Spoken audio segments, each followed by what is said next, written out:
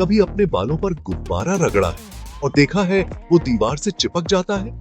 ये static electricity है और ये सब शुरू होता है चार्जेस से। दो तरह के चार्जेस होते हैं, पॉजिटिव और नेगेटिव।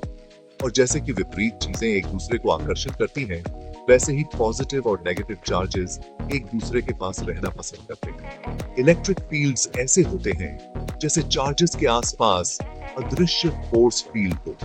ये फील्ड्स तय करते हैं कि चार्जेस एक दूसरे को कैसे धक्का देंगे या खींचेंगे। कूलम्ब का नियम हमें बताता है कि ज्यादा स्ट्रैंग चार्जेस और कम दूरी का मतलब है ज्यादा ताकतवर फोर्स। मैग्नेट के बारे में सोचो, जितने पास होते हैं उतना ही तेज खींचते हैं। कैपेसिटर ऐसे होते हैं जैसे चार्जेस के लिए छोटे एनर्जी स्टोर हाउसेस। ये दो कंडक्टर प्लेट्स से बने होते हैं जिनके बीच में एक इंसुलेटर होता है। जब बैटरी से कनेक्ट किया जाता है तो एक प्लेट पॉजिटिव चार्जेस स्टोर करती है और दूसरी नेगेटिव चार्जेस। इस सेपरेशन से एक इलेक्ट्रिक फील्ड बनता है और एनर्जी स्टोर होती है। बिजली सिर्फ स्टैटिक नहीं होती, ये बह भी सकती है एक नदी की तरह। इस फ्लो को करंट कहते हैं। ये ऐसा है जैसे पानी पाइप में से बह रहा हो। जितना ज्यादा पानी का प्रेशर उतना ही तेज बहाव। ठीक वैसे ही वोल्टेज वो प्रेशर है जो इलेक्ट्रॉन्स को धक्का देकर करंट बनाता है। ओम का नियम वोल्टेज, करंट और रेजिस्टेंस के बीच के संबंध को बताता है। रेजिस्टेंस ऐसा है जैसे पाइप की चौड़ाई। एक पतले पाइप का मतलब है कम पानी बह सकता है उतने ही प्रेशर पर। ये इलेक्ट्रॉनिक्स का एक बेसिक नियम है। सर्किट करंट के फ्लो के लिए रास्ते होते हैं। इनको ऐसे समझो जैसे बंद लूप। किरचॉफ के नियम हमें समझने में मदद करते हैं कि करंट कैसे कॉम्प्लेक्स सर्किट में बढ़ता है और मिलता है। ये नियम जरूरी है इलेक्ट्रिकल सिस्टम को डिजाइन करने और समझने के लिए, चाहे वो आपका फोन हो या पावर ग्रिड। मैग्नेटिज्म और इलेक्ट्रिसिटी भले ही अलग लगे, लेकिन ये दरअसल बहुत ज्यादा जुड़े हुए हैं। मैग्नेट के नॉर्थ और साउथ पोल होते हैं। चार्जेस की तरह विपरीत पोल एक दूसरे को आकर्षित करते हैं और समान पोल एक दूसरे को दूर भगाते हैं। लेकिन क्या आपको पता है कि moving electric charges magnetic field बनाते हैं? इस कनेक्शन को इलेक्ट्रोमैग्नेटिज्म कहा जाता है। इस फील्ड की सबसे महत्वपूर्ण खोजों में से एक थी फैराडे का नियम। यह हमें बताता है कि एक बदलता हुआ मैग्नेटिक फील्ड एक इलेक्ट्रिक करंट बना सकता है। यह सिद्धांत जनरेटर का आधार है जो हमारी ज्यादातर बिजली का उत्पादन करते हैं। ऑल्टरनेटिंग करंट या एसी उस प्रकार की बिजली को कहा जाता है जो हमारे आउटलेट्स से बाहर आती है। यह लगातार दिशा बदलती रहती है। ट्रांसफार्मर एसी के वोल्टेज को बदलने के लिए फैराडे के नियम का उपयोग करते हैं। यह लंबी दूरी तक बिजली पहुंचाने और विभिन्न उपकरणों को बिजली देने के लिए महत्वपूर्ण है।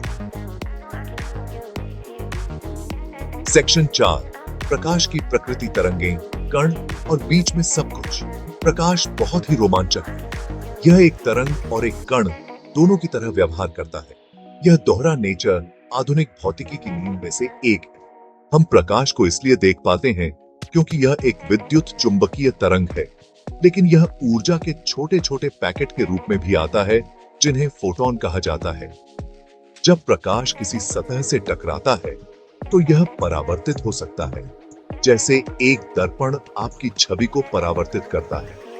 यह अपवर्तित भी हो सकता है, जिसका अर्थ है कि यह एक माध्यम से दूसरे माध्यम में जाते समय मुड़ जाता है।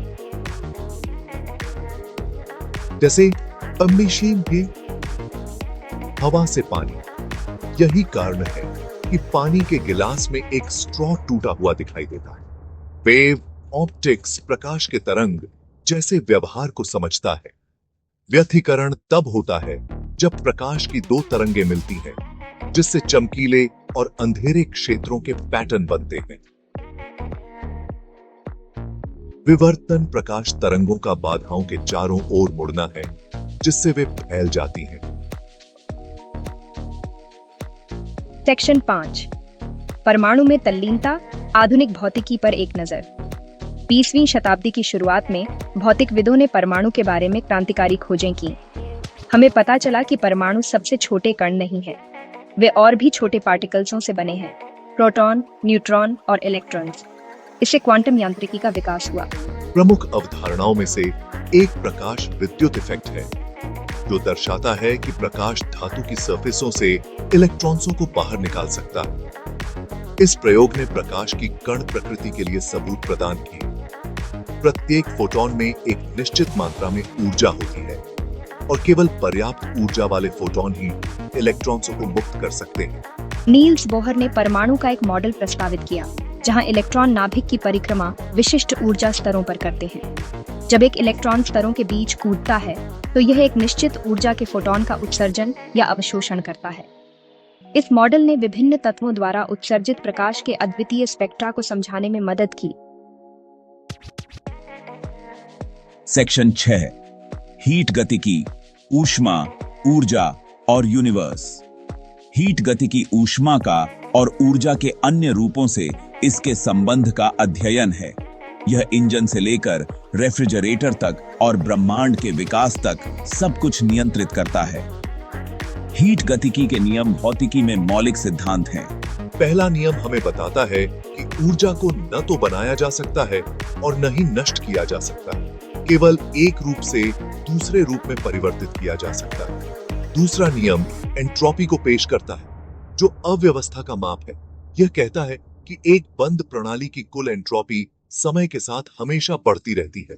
ऊष्मा इंजन जैसे कार इंजन ऊष्मा ऊर्जा को यांत्रिक कार्य में परिवर्तित करते हैं। रेफ्रिजरेटर इसके विपरीत काम करते हैं। ठंडे भंडार से गर्म भंडार में गर्मी स्थानांतरित करने के लिए कार्य का उपयोग करते हैं।